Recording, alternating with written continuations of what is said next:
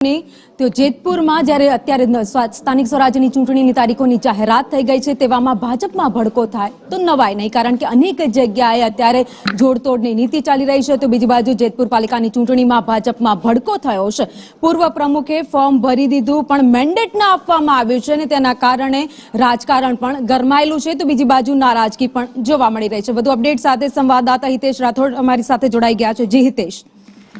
જણાવી દઉં કે જેતપુર નગરપાલિકાના પૂર્વ પ્રમુખ સુરેશભાઈ સકરેલિયા કે જેની આગેવાની હેઠળ જ જેતપુર નગરપાલિકાના 11 વોર્ડના જે 44 સભ્યો હોય તેની ઉમેદવારી છે તે ગોઠવવામાં આવેલી હતી અને આજે ઉમેદવારી ફોર્મ ભરવાનો જે અંતિમ દિવસ હતો, આજે અંતિમ દિવસ, ત્યારે ભારતીય જનતા પાર્ટીએ 42 ઉમેદવારો છે તેને મેન્ડેટ આપેલા અને પત્ર માત્ર 2 સુરેશભાઈ અને એક અન્ય વોર્ડમાં કલ્પેશભાઈ રાણ તેમને મેન્ડેટ ના આપ્યા, તે બંને ફોર્મ ભરેલા.